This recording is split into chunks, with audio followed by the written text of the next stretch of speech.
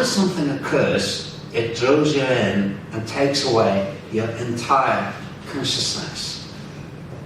If you decide to keep some of your attention inside you all the time, that will be impossible to get you out. You may attend to your periphery, but at the same time, you're spread out in your entire body, having the sense of aliveness all over in the moment. Iqbal says that when the first human being came into being, he could make intellectual self, then break his intellectual self and look at it. We too want to do so. We want to see whether we can look at our thoughts, intellectual idols. Can we not worship those thoughts? Can we break them? Rumi says, I am a painter making an idol every moment, and then again I smelt all the idols before you. I evoke hundreds of fancies, mixing them up with a soul, but I throw them all in the fire as soon as I see your inscription. Do you not stick to the fancies you evoke? Do you smelt them? He says that I evoke fancies, animate them, but when I see your inscription, I throw them all in the fire. Do you smelt all the fancies you generate in the moment, or stick to them? We have stuck to our fancies, and that's the problem. If we could create fancies, but let go of them and not make eyes out of them, we would not get infected with grief, fears, worries, or anger any longer. Are you a bartender, a barkeeper, or a conscious fool, or that you ruin every house I build? The house we have built is the house of thoughts. He says to the being and God that you are a conscious foe. This presence is a divine one that we cannot recognize, but we can sense. All the thoughts and fancies come from that. When we ourselves are the creators of fancies, is it not a pity that we turn into our fancies?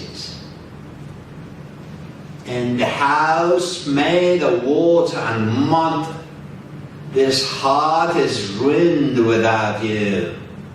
Either get in the house, my soul, or I will clean up the house. So the house made of water and mud, which we have built, is the very intellectual house of ours. It is obvious that it will be ruined without Him. This divine intelligence can work in us only when we let go of fancies. Otherwise, mankind's today's state can simply be defined as lost in his thoughts. Lost in thoughts contrasts Iqbal Reza's definition of mankind. As he says, there has appeared a self-maker, a self-breaker, a self-looker. If mankind can see his thoughts, get himself distracted from his thoughts, and as Rumi says, stop sticking to his idols and let his idols smelt and melt them down for his beloved, he shall not get lost in his thoughts. The requirement for right thinking is that we sense the presence inside us. Otherwise, we will get confounded in our thoughts and will get infected with anger and fears. Fears cause distortion of vision in us and cause us not to be able to see the world as it is. How I can be conscious of the back and forth while I have not got my friend's light in the back and forth? How can I foresee the future properly? How can I take lessons from my past experience? He says that if my friend's light does not assist me now, how shall I be able to see my back and forth properly? This light is alive in this very minute. The friend's light is not in the past or future. The requirement for us to have proper future and the constructive goal is to be conscious and connected in this minute. Let's attend to that source of undying wisdom which we are provided with now. But because of getting lost in our thoughts, we live in the past or future and everything seems ambiguous to us. Iqbal says, some news was passed on to the bedchamber of eternity from the sphere. Oh, invades, beware that the veiled ripper appeared. A creator came into being who had the right to choose and was not compelled to do any work without choice. Of course, this right to choose appears when you really have presence and are not lost in thoughts. If I take my identity from the things I have learned, and whatever I do is based on the past I have been taught, I will have no choice. And the right to choose will be pointless.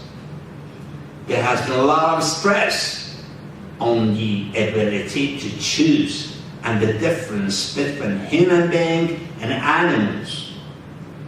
The difference between human being and animals is that, unlike animals, human being has the ability of choice.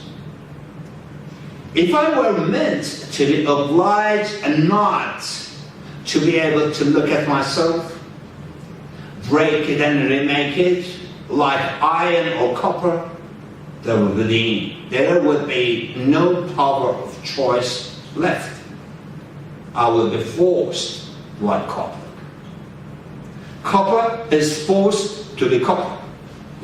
So, I too will be forced to have and keep my beliefs and opinions.